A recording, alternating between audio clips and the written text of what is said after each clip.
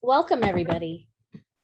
The very act of writing, then, conjuring, coming to see what has yet to be recorded in history, is to bring into consciousness what only the body knows to be true. The body, that site which houses the intuitive, the unspoken, the viscera of our being. This is the revolutionary promise of theory in the flesh. This is a quote from the anthology series, This Bridge Called My Back, which was edited by Sheree Marega and Gloria Anzaldúa, a book I encountered in undergrad. And to my mind, when I first encountered the anthology, You Don't Have to Be Everything, Poems for Girls Becoming Themselves, released this year. It felt like poet, author, editor, and mother Diana Whitney was picking up from where that conversation left off many decades ago. This is a new exploration of theory in the flesh, with a range of voices across different poetic styles, with content that traverses poverty, loss, celebration, and sexuality across a broad spectrum of lived experience. This young adult best-selling anthology is unapologetic and unfiltered in exploring rage, shame, desire, depression, sexual violence, body image, self-love, gender identity, and so much more. This collection also takes on another dimension by challenging how we see girlhood in the right now. Within its pages, we encounter Lynn Melnick's landscape with clinic and oracle, whose metaphor of boxing transforms a room into a clinic, within a clinic. Joy Laden's survival guide, which brings us the juice of what it means to become and transition into what we're going to be within this world. And Leslie Marie Aguilar, an event horizon, which lifts us into the cosmos in ways that still tether us to the here-ness of our lives. Please join me in welcoming this discussion about how poetry has been a path for self-discovery and self-acceptance of their younger and now adult selves, how these poems can facilitate empathy for self and others, and the important role poetry plays in allowing us to reimagine and rewrite our identities and stories. I'm going to hand it to you, Diana. Thank you so much, Shanta. It's wonderful to be here. And we are the opening event of the 20th anniversary of the Brattleboro Literary Festival. So thank you for being here with me. Thank you, Lynn and Leslie and Joy. And thank you to all of you who came out on Thursday afternoon or evening, wherever you're, or I guess it would be earlier if you're coming from the West Coast. So I'm so honored to be presenting this book. Sometimes I do a slideshow where I take you because it is an illustrated anthology, and I've done that a lot, and I've decided no screen sharing. We're going to focus on the poetry. But what I would like to do is just talk a little bit about my process of creating the book, and then I'll read a couple of poems, and then each of us, then I'll introduce the poets and they will each read a couple of poems, and then we'll have a discussion. And at that point, we really want to hear from you. We want to get your audience questions and any responses and thoughts you have to the poems and the themes that we've talked about this evening. So You Don't Have to Be Everything. It took me project about 2 years, but I always say it's something that I've been working on since I was 13. Adolescence was a pretty challenging time for me. I struggled with depression and self-loathing, self-harming. I was also in the closet as a queer person. So there was a lot of shame that I carried with me that I didn't even have words for, certainly not through those teen years. And when the opportunity to edit this anthology came up, I realized that I wanted to collect the voices I wish I'd heard during that time, that really pretty tumultuous time of adolescence. And so what I did was look far and wide, and I turned to some of my old favorites like Lucille Clifton and Maya Angelou and Mary Oliver. And then I discovered new voices as well, some of whom are here. And when it ended up being 68 poems by different poets. And when I had to figure out how to organize them, and I organized in chapters according to emotion, which was actually my editor's idea at Workman Publishing. And I was a little bit skeptical at first because I was worried about those stereotypes around girls and women being emotional or hysterical, and I wasn't really sure, but it ended up being a great organizing principle for the project. And it also, because it's an illustrated book, and I'll just, hold up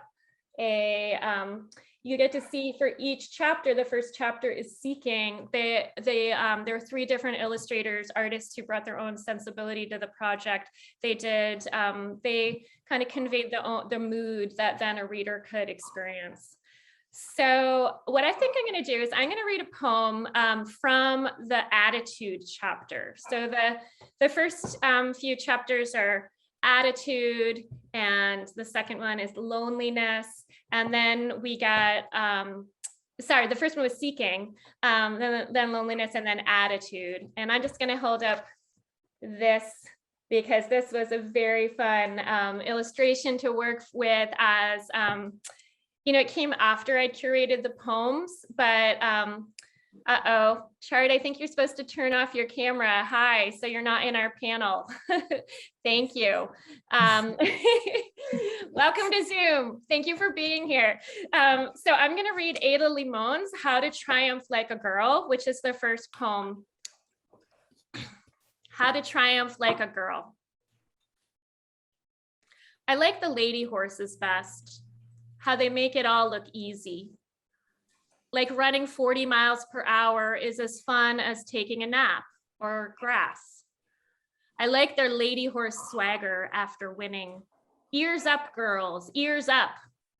But mainly, let's be honest.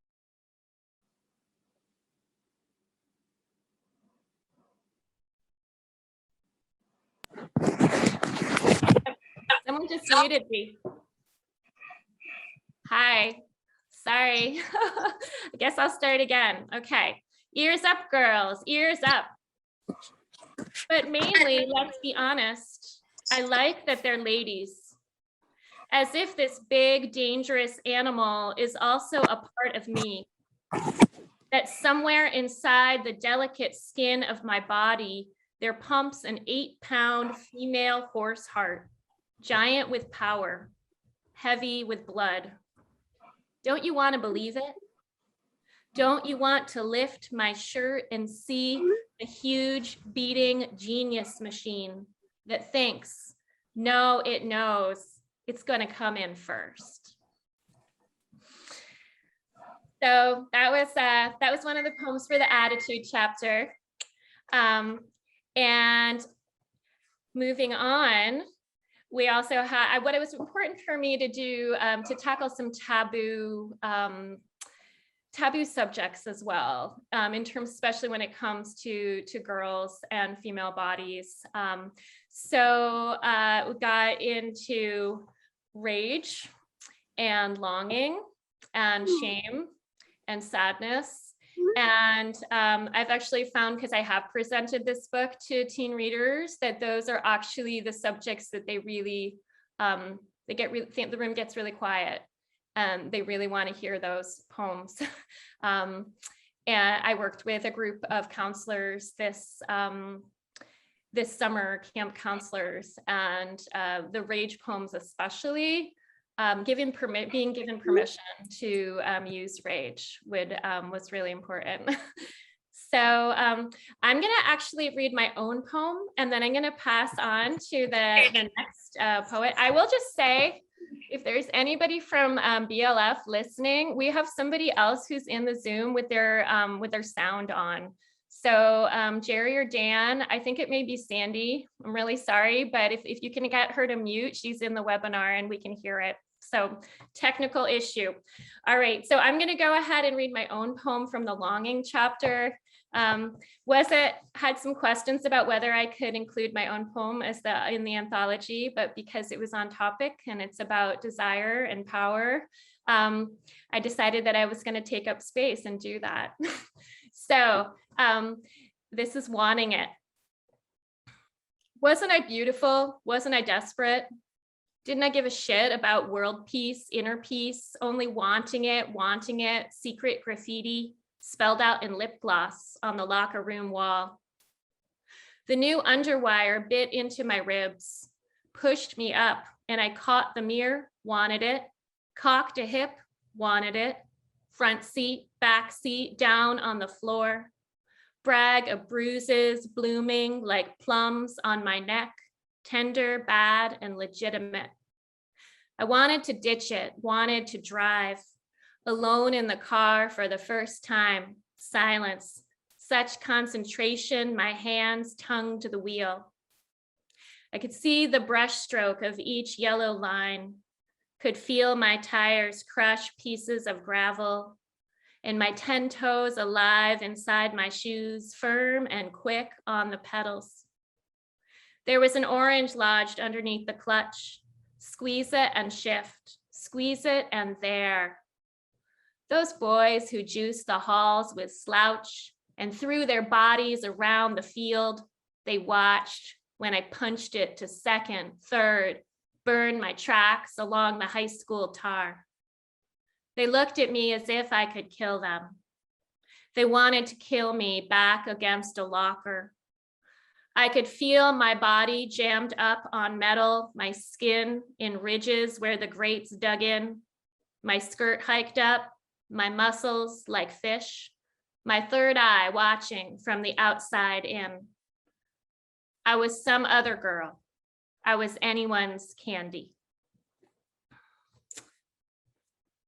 So I'd like to now move on to our other poets in the book, and they'll each read a couple of poems, and then we'll talk about some of these themes of identity and coming of age and expressing ourselves through poetry. And we're going to go alphabetically. Leslie Marie Aguilar originally hails from the heartland of Texas.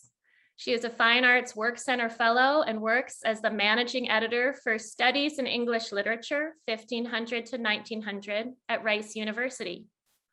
Her poetry has been awarded a National Society of Arts and Letters Chapter Career Award, among other honors. And her writing has appeared in Hobart, The Journal, Rattle, Sonora Review, and many, many more. Her chapbook, Mesquite Manual, won the 2015 New Delta Review Contest. And Ross Gay says about that collection, again and again, I am stunned by the weird and impossibly beautiful conjuring these poems are and do. That was my reaction too when I discovered Leslie's work through mutual poet friends in Massachusetts. We've actually never met, but we have sort of degrees of poet separation in common. I had a hard time deciding which of her poems to include in the anthology. Her poem Event Horizon ended up in the Sadness chapter. And interestingly, it's either the only or one of the only 2 prose poems in the book. It spoke to me personally as someone who struggles with mental health, and it is a consistent fan favorite when I present the anthology to teen readers. Please welcome Leslie Marie Aguilar. Thank you for that introduction, Diana, and thank you for mentioning that. It's so lovely to hear. I think in sort of these separate spaces, you never know how folks are going to interact with the work that you produce. So it's nice to hear that. I'm so excited to be part of this panel, to see other folks who live in this anthology. So I just want to get my thank yous out there, and to mention how interesting it was to open the anthology and to see the poem placed in the sadness section. I gave myself kind of it was heartwarming, and it also made me chuckle a little bit, right? Because a lot of the poems that I deal with, I try to be humorous and try and push through that sadness, but it felt really nice to be seen and for the poem to be seen as what it truly is, as something sad. So I'm going to read this poem, and then I'm going to read a sister poem to it, I would say, in that it's kind of the what happens after Event Horizon. So Event Horizon. I am a body of light jettisoned through the universe at speeds beyond comprehension, a supernova afraid to be reborn. My illness is invisible this way, a system of shrinking one day at a time.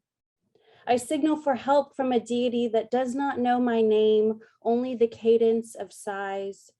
Afraid of failure, I exhale deeply, travel from one satellite to another, looking for a more expedient method of dissipating. Some days, this imagining is enough, but not the day I lose my wallet in a Walmart parking lot, or the day I spend my life savings on an accent chair. How many times can I repeat everything will be okay and hope for a miracle in a moving van? It's selfish to be this unhappy, I think, but I can't imagine a better way of collapsing except slowly and then all at once. So this poem here is called Fracture. There are days I drift into the sun, and I know what you might be thinking, maybe I should just orbit it instead. But what fear do I have of burning, of letting my hair become darker than the embers cascading down my shoulders? I'm weighted down by boulders of rock that glitter like crystals in the sun. And wouldn't I want to be cracked open, a geode made beautiful in the breaking? I carry this weight of unknowing around my neck, an ill-fitting lasso fastened to my most barren places. And so what of the sun? Let it illuminate the night and me, another collapsing star in an unnameable sky. Thank you.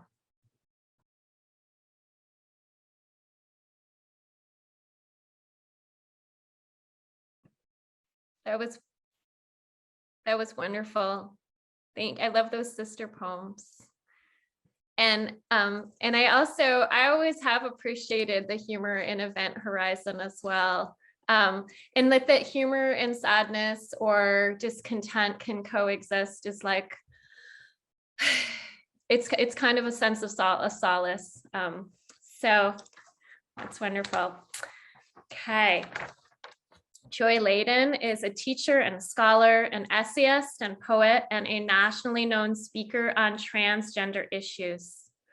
She's the author of 11 books, including the Book of Anna, a new collection just released this year, and Through the Door of Life, a memoir of gender transition that was a finalist for the National Jewish Book Award and won a Forward Award. Since 2003, Joy has held the David and Ruth Gottesman Chair in English at Yeshiva University and was the first openly transgender employee of that Orthodox Jewish institution. I first discovered Joy's work when I was the poetry columnist for the San Francisco Chronicle, and I received her extraordinary book, Fireworks in the Graveyard, in the mail from Headmistress Press, one of the perks of the job. I loved her earthy, transcendent poems on nature and existence. And although I did not end up reviewing the collection for the paper, I knew I had to include her voice in this anthology. Her poem survival guide ended up in the final chapter, Belonging, alongside poems by Mary Oliver, Naomi Shihab-Nye, and Joy Harjo. And Workman's design team excerpted two stanzas from Survival Guide on the back of the book, surrounded by stars. And I thought maybe I can just hold that up. I don't know if you can see it in the audience, but that wasn't me. That was them finding that, that poem on their own. I mean, they ran it by me, but it was just delightful that they created that. So please welcome Joy Laden. Thank you so much, Diana. I loved seeing it surrounded by stars. I would have never dared to see it that way because I struggle with belonging, oddly enough.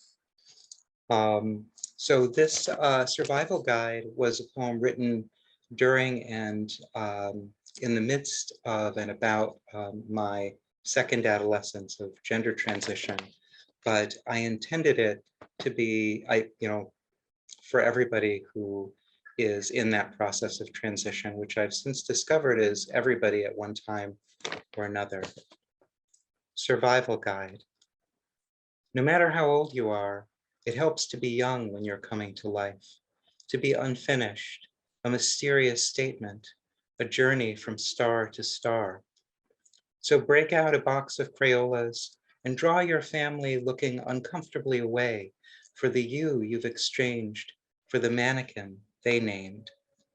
You should help clean up, but you're so busy being afraid to love or not, you're missing the fun of clothing yourself in the embarrassment of life. Frost your lids with midnight, lid your heart with frost, rub them all over, the hormones that regulate the production of love from karmic garbage dumps. Turn yourself into the real you can only discover by being other. Voila, you're free. Learn to love the awkward silence you are going to be.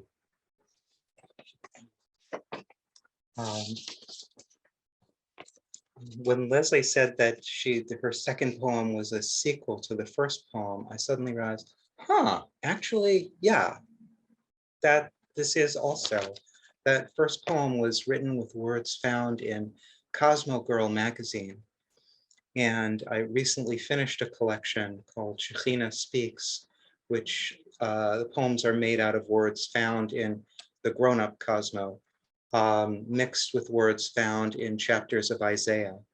And this is one of those poems, and they're spoken in the voice of the female aspect of divinity to a you who's supposed to be everyone. The Cosmo article I used was 7 empowering life lessons from Buffy the Vampire Slayer. Ready.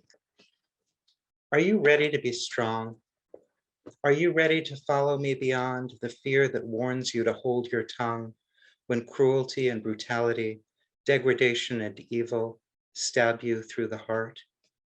Fear likes you this way, self-loathing and numb, believing you're no one I'd ever choose, a worm in a tunnel, chaff in a gale, a nameless pool of blood I could never love.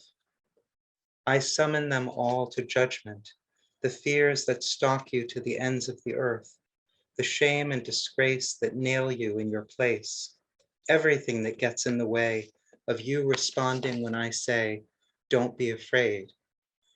Don't be afraid. I was here before fear, and I'm there beyond it, opening fountains, trampling kings underfoot, calling you to me across generations by paths you haven't walked, by ways you cannot imagine.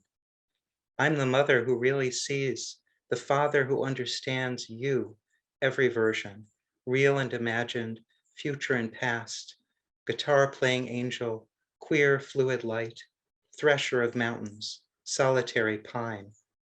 You have nothing to fear and nothing to prove. Are you ready to be strong? Time to remake the world. Thank you.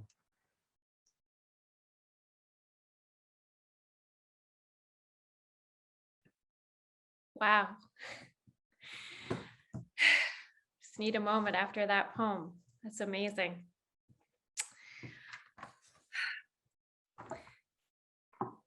Thank you so much, Joy.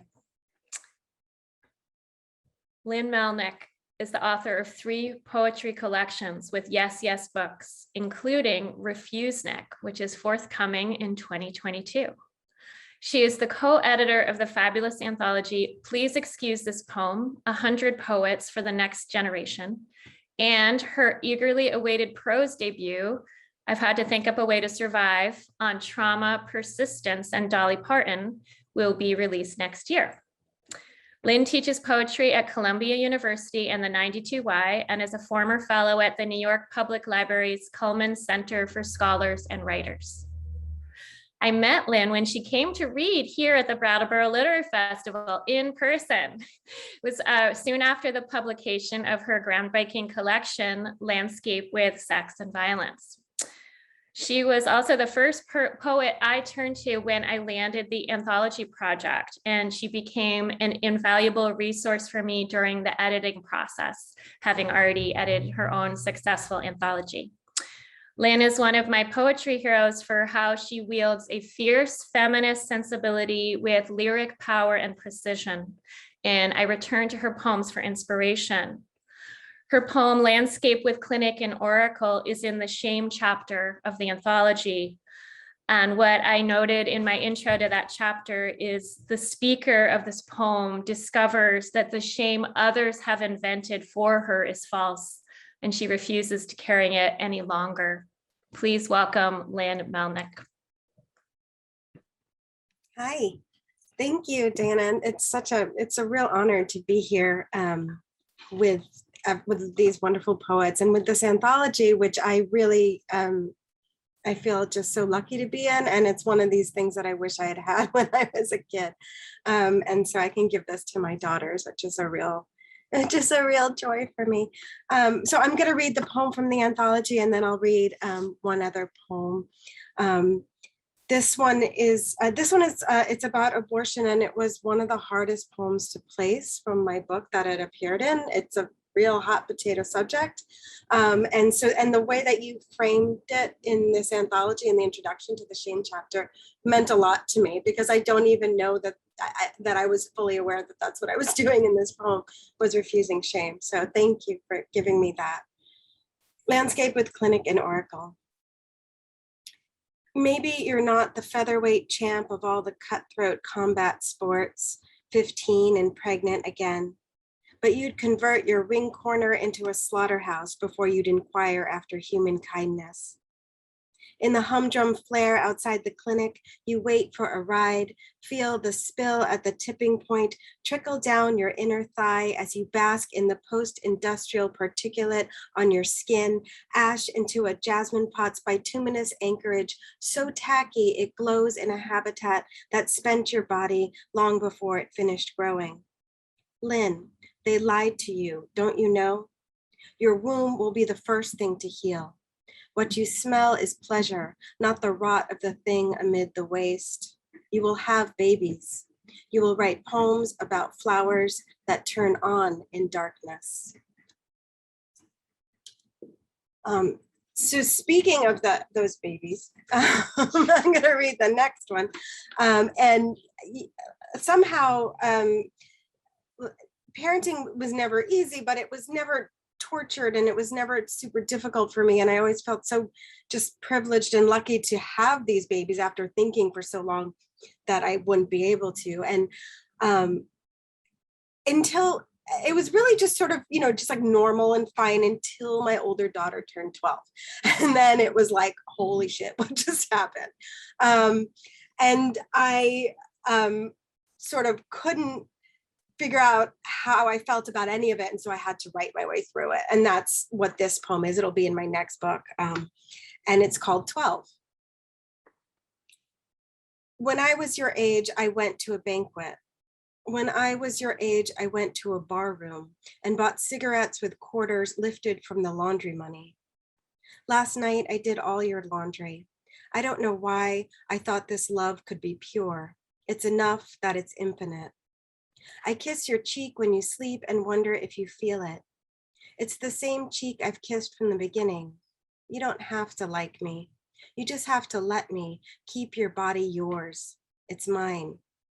When I was your age, I went to a banquet and a man in a tux pinched my cheeks. When I was your age, I went to a bar room and a man in a band shirt pinched my ass. There was so much I don't know about you. Last night, I skipped a banquet so I could stay home and do your laundry and drink wine from my grandmother's glass. When I was your age, boys traded quarters for a claw at my carcass on a pleather bench while I missed the first few seconds of a song I'd hoped to record on my backseat boombox. When I was your age, I enjoyed a hook. You think I know nothing of metamorphosis, but when I was your age, I invented a key change. You don't have to know what I know. Thank you.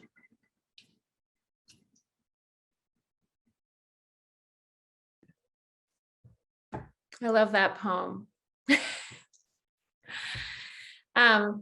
Yeah, I may as well just come out here. I'm also the feminist mother of 2 teen daughters. And let me tell you, it is a wild ride. and I will say, like, I'm grateful to have had the experience of collecting the poems in this book, including all of them we've had here. And I did give a copy to each of my daughters, but they haven't read it. And I don't know, I hope they will at some point. So the sort of difference, I love, Lynn, what you said about having to write your way through it. And maybe as we move into discussion, I feel like that might lead us off. I want to first just tell the audience, thank you so much for being here. What we'd love to, as we move into discussion, to open it up to your Q&A. And the chat function, I guess, is not able, but at the end you can maybe share your love with the poets here, and any responses that you have. But if you have a question, please put it in the Q&A and use the little voting mechanisms, because we'd love to answer your questions. So this idea of like writing your way through it, I'd love to just ask all of you or any of you about, I guess, surviving or making it through kind of that coming of age period that this book is, that's the readership, and that's a lot of the poems, they're not all necessarily about adolescence, but I chose them because, like I said, there were ones that I would have wanted to hear, but that the subject matter often just felt relevant. So did you write poems that were specifically about adolescence and coming of age? And how has writing changed your relationship to your younger self, both on the page and maybe in your memory?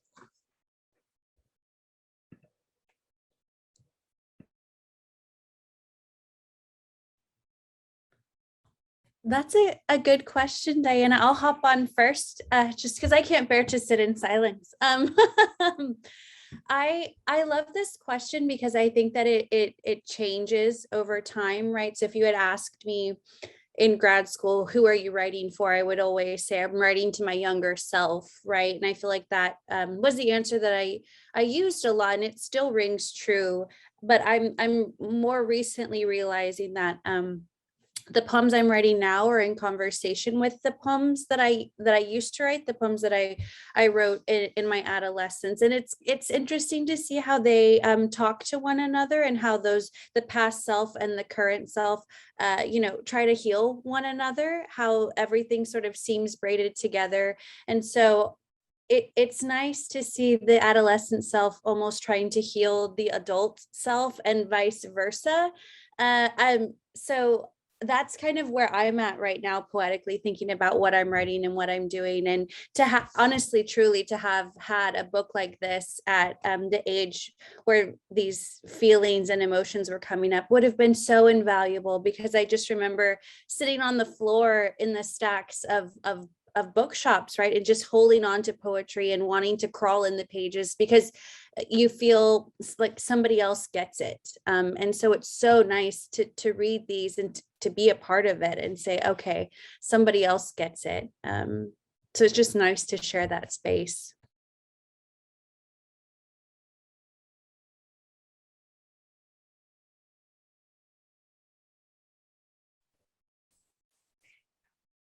I have felt this huge discontinuity because of the gender transition thing. I didn't feel like my self that was going through adolescence was really myself. And so, and I've struggled for years to write, like to do Diana's assignment. There's a poem called Letter to Testosterone, or maybe self-portrait with testosterone, or whatever it is. It's a mess, and it keeps being a mess no matter how I rewrite it. So there is some relationship there, but I haven't gotten it. But when I was in transition, I was always in danger of deciding to kill myself. And pretty quickly, I realized that the way to keep myself from doing that was to say, well, I could kill myself, or I could write poems. And a lot of the first book that I published under my real name were poems that were written that way. Survival Guide is like a more grown-up version of me, maybe looking back on that self, which, and I have to say, I think one of the things that was driving me crazy was not knowing if I could live with being in awkward silence. So, I mean, it's a small thing, but in a way it feels like a big thing. Like Leslie, you were just saying, you have to say something because the silence can be so uncomfortable. But there are a lot of us where we just feel like our presence in this context or that context, we're conversation stoppers. And you have to figure out if you're going to be yourself and stop the conversations, or you're going to do some kind of erasure.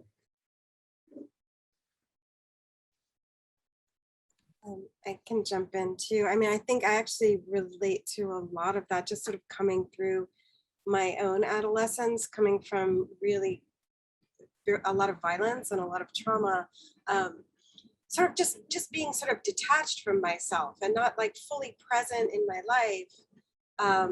So that I was writing at the time, and writing also got me through. But I was often writing about what was going on, but it also felt shameful because when I bring it to any kind of poetry space, it's not what people were writing about. I mean, it's only recently that people will sort of accept these subjects as legitimate subjects, which is a whole other tangent I won't get on. But I feel like I also just didn't really, I don't think I was prepared to deal with a lot of what I write about in poetry in a real way until I was decades past it. And so it took me a very long time to actually write through my adolescence. I was in my late 30s and early 40s. And oddly enough, the poem that I just read, the one that is about my daughter, I wrote as it was happening, which is the only poem that I've ever wrote in the middle of a crisis. Like normally, obviously I need like decades. I had to write my way through it and I was crying the whole time. And I was like, I have to be able to figure this out. And the only way I know how to do that is poetry. And I can't wait 30 years because she's, she needs me. So I better do this now. And it's the only time that's happened, not before and not since. But I think that, so I guess in many ways, poetry is there for us when we're ready for it.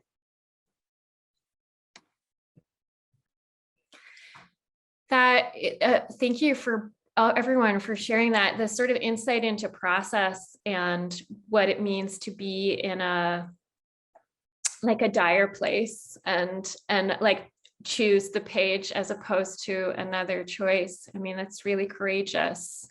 And I think, actually gives me like a new light into reading the poems themselves. And I feel like you can almost sense the like the power in a poem that comes out of like that space of like urgency and necessity. So I'm going to move on in terms of, I feel like we could just keep going on tangents, but I have a couple of different questions that, I guess I'm really interested in this idea of time and memory and how our different selves both shift in our lives and on the page. And even Lynn, what you just said about how no one wanted to really hear poems about violence, and now that is considered more acceptable. So how have your various selves or identities expressed themselves in poetry, and how has that changed over time? And I'm interested both in like your writing process, but also maybe your readers and how others have received your work. Well, I'll just speak like real quick to what you were saying about like how certain subjects are received. I mean, one thing I tell my students all the time is that, and I think we've talked about this before, Diana, is that subjects like violence against women, like abortion, like sex work, these are subjects that sort of almost define the human condition as much as any of these classic poetry subjects. But all through, school and through much of my career, they were not things, they weren't, I just always felt a little sort of sidelined when I wrote about these things. I had professors tell me, like, when are you going to stop writing about violence? And, you know, and I was young, so I didn't know what to say, you know. Now I would say when it stops happening, but I was sort of, I think I was shamed a little bit. That's all I know how to write is my story. And so that's just what I always did. But I do feel like as far as the reception to certain subjects, I feel like, at least with the kind of stuff I write, with the Me Too movement sort of breaking big in 2017, it changed how people responded to the kind of poems that I wrote, which is a strange thing, because nothing changed about what's going on in the world. You know, it's just like suddenly it was an acceptable topic for poetry. I don't know. I have no grand thoughts about this, but I have noticed it, and I do always make sure to tell my students that you know, your life and your experiences are just as valid for poetry as something, you know, sort of grand and what we think of as like traditional.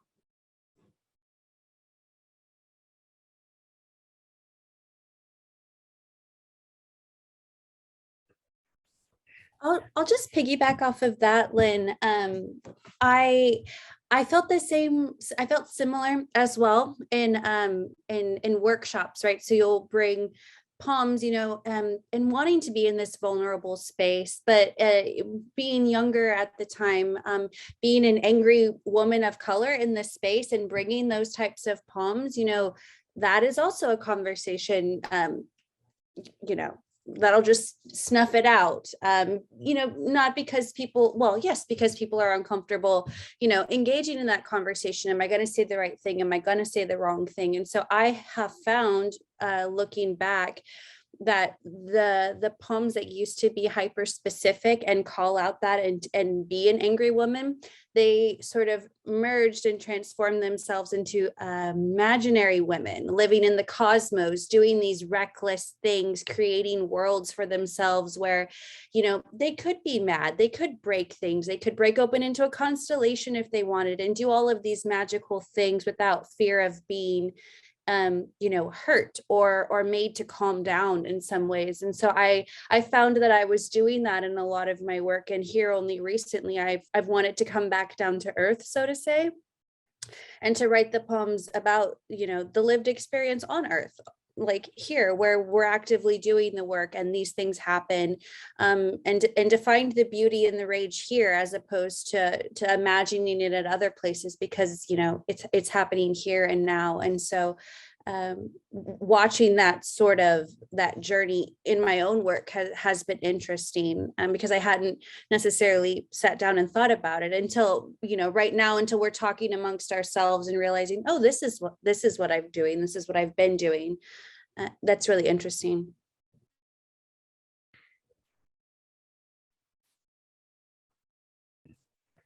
I just want to say I love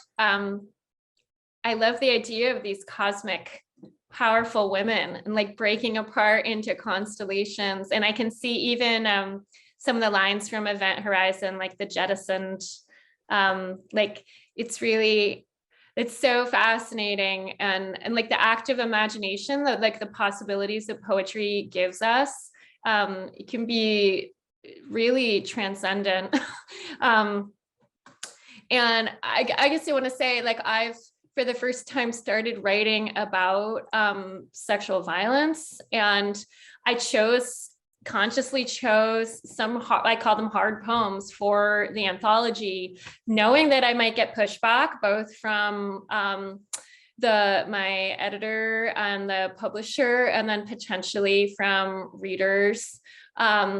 And what I had to like stay with was my own experience, because I was sexually assaulted at age 18, and so were some of my friends. And my awareness as an activist and an advocate that is like just like the real truth of, you know, what it means to be a girl and a female bodied person, or often a queer person in our culture. So it's important for me to have some of those poems in here, but I had never written them myself. And like even the poem that I read that did make it in the book feels very, now they look back on it, I'm not critiquing it, but like it feels like a dissociative poem. It's like looking, it ends like I was some other girl. And that was the way I wrote about adolescence. And only now am I kind of starting to, I guess, get grounded and down to earth, like you said, and like really be in my body writing about it. And writing like as a mother of what I'm seeing my teen girls experience. So there's layers there. I feel like one of the jobs of poetry is to imagine kinds of freedom that don't already exist. So when Leslie is talking about that kind of, all right, like if you won't let me do it here, then I'm going to imagine a space in which I can do this. I don't see that as necessarily escape or dissociation, although dissociation, I mean, for me, dissociation is more like a down here pretending to be somewhere else. But that's not what I was getting from Event Horizon. But I think another form of creating freedom that doesn't exist is by talking about the things that are not allowed to be talked about, or by, like in Lynn's work, I always feel like there's something about the accumulation. I mean, each of the items is so sort of precise, like a little hand grenade, but then the sentences keep accumulating. There keep being more things, and it's paratactical. It's a list in a certain way, but it's a list which is accumulating by creating a vastly expanded space of discourse and feeling. So I just wanted to say, I don't want those to be, I don't want this to be a binary choice. I want this to be seen as part of the general using the imagination to create freedom. When I was in graduate school, I guess we've all been traumatized by graduate school. So, right, I certainly wasn't allowed to, I mean, I knew I couldn't write about trans stuff. And so I would write in a lot of persona poems. But when I discovered Eastern European poetry, I thought, oh, these are my people. This was before the fall of the Soviet Union. And so they were writing these incredibly removed poems in which imagined things, like Vasco Popa writing about the little box that contains the universe, that was substituting for anything about the self. And I thought, oh, this is fantastic. If these are people who've developed whole forms of poetic technique based on the idea that yourself has to be removed from the poem, otherwise you're going to get thrown into prison. So yeah.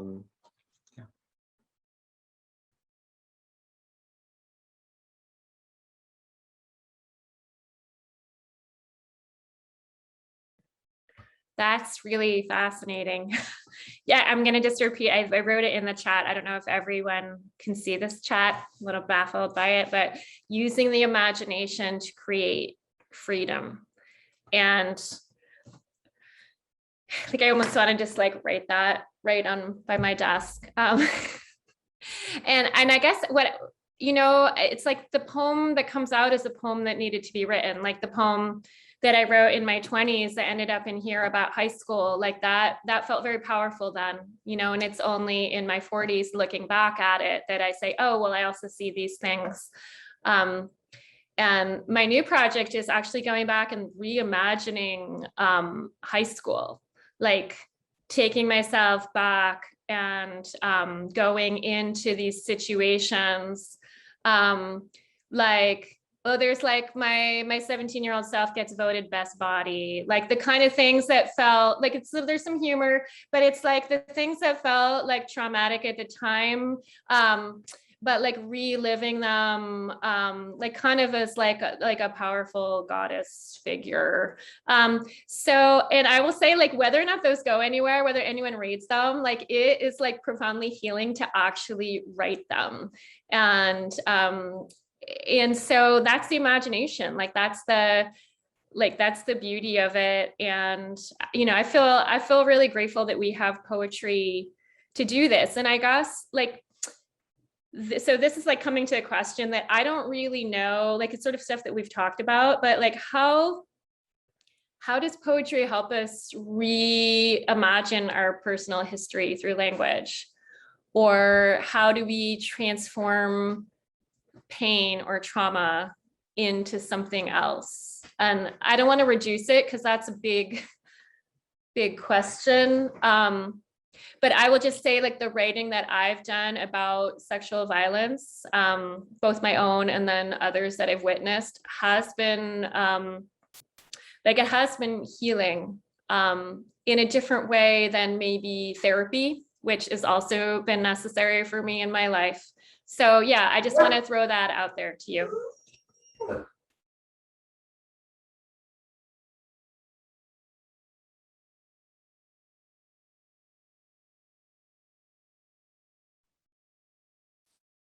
In trauma therapy that I've done recently, it blew my mind to realize that the goal of it was to actually rewire the traumatized brain by changing your memories, by remembering them in different ways, so that it goes a different way. I said, the therapist, like, you know, this is crap. Like,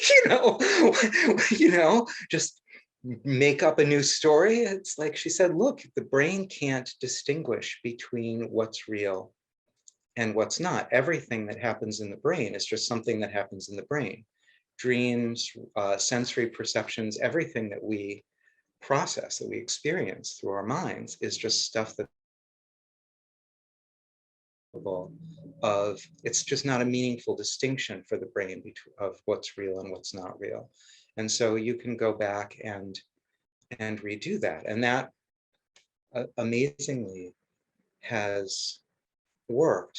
But I feel like in writing, it's kind of more like what you just said, Diana, about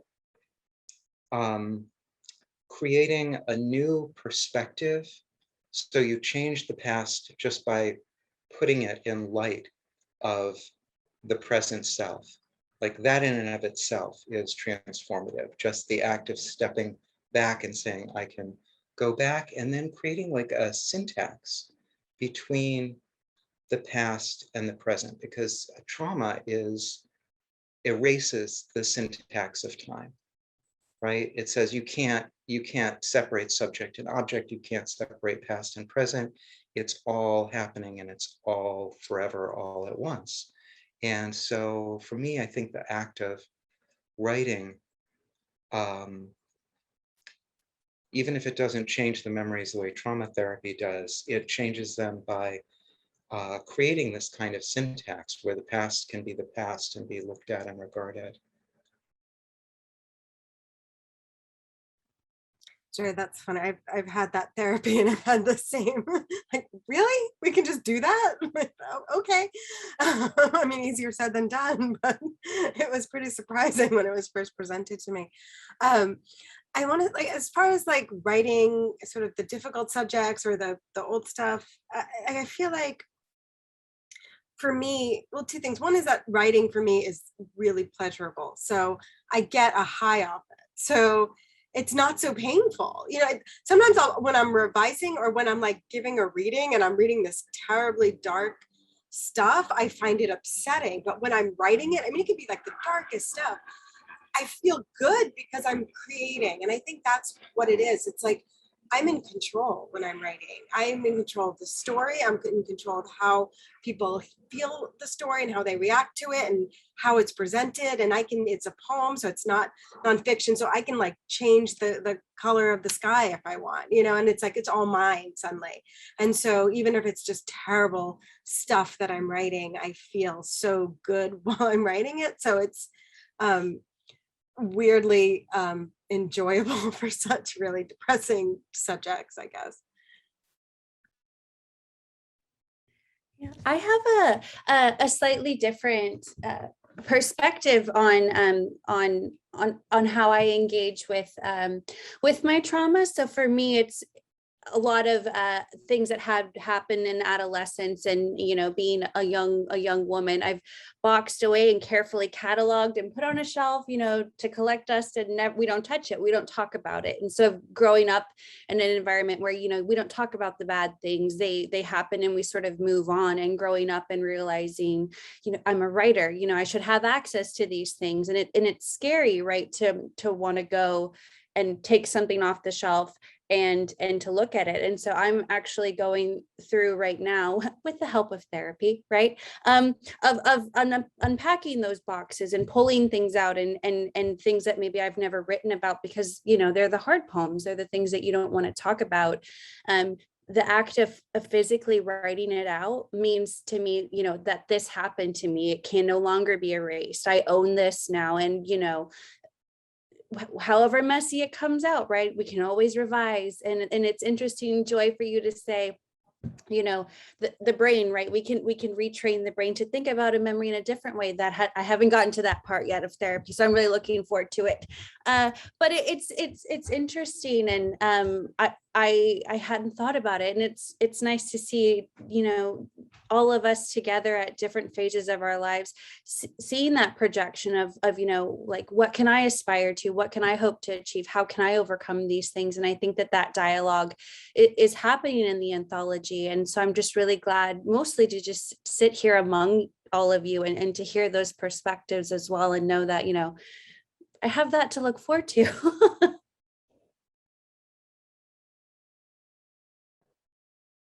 I really love where we've ended up. Like I love when you get together with poets, like you don't actually know where the poems in the conversation are going to go, but that coming to that place of like the sitting in the center of your own story. I think actually I listened to Brene Brown saying something like, you can be on the outside of your story, or you can sit in the center of your story. And like the ability to do that through poetry, and then whether or not you share it. I mean, I feel like there's something in the transmission to a reader that like adds an extra level. Like there's the writing of it, and then there's either the writing, the reading, or the sharing. All right, someone just asked, did that trauma therapy feel like lying to oneself? Since I'm unmuted, I'm just gonna say, like, I've been through trauma therapy. It was really interesting, involved like an EMDR technique. And it didn't feel like that for me, but maybe everybody has their own perspective on it.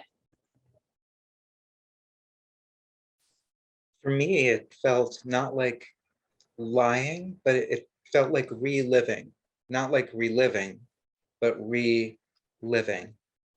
And so that the result was, I don't know, it was like the ability to remember the original event, but without the trauma. So it was like being given back, because the original memory, the truth, the raw truth, it wasn't accessible to me, because it caused so much, so many internal fireworks. So this rewriting of it somehow enabled me to go back and say, oh, right, yep, that, and then that, and then that. And so, no, strangely, it didn't feel like lying. Also, I would say that it's like taking your own story back, even if it's, you've changed it a little. Like when something that happens to you, like your whole world can change by the actions of somebody else, or by something that happens to you. And that's has always seemed profoundly unfair to me. So the act of changing it is actually being more in control of my story, and being more of sort of the protagonist of my own life. So that's how also I would add that too. That's great. I love that. Well, we're pretty much at the time, and I want to thank so much to all the poets who've been here tonight, and to the Brattleboro Literary Festival. And yeah, thank you for that question. It was a great question, and yeah, it was totally okay to ask it. I mean, we covered a lot of topics in an hour, and we went and we did a deep dive, which I kind of knew was going to happen, but thanks for being there with us for it. I want to just welcome you to the 20th anniversary of the Brattleboro Literary Festival. We're the first event. Please go onto the website and see there's over 50 authors for the rest of the weekend through Sunday. So, go and see who else is going to be reading and talking, and there's great panels. I'm in another panel on Sunday afternoon on, maybe there's going to be, maybe Jerry, you would put the link in the chat if everyone wants to go right to like the schedule for the Lit Fest for the rest of it. But there's going to be a poetry panel on writing in the time of the pandemic and where poetry is now. And then I can't even say it, but it's going to be wonderful. And thank you so much to all of our sponsors and to all the volunteers who make the festival possible. And thanks for being here. So I hope you have a wonderful evening.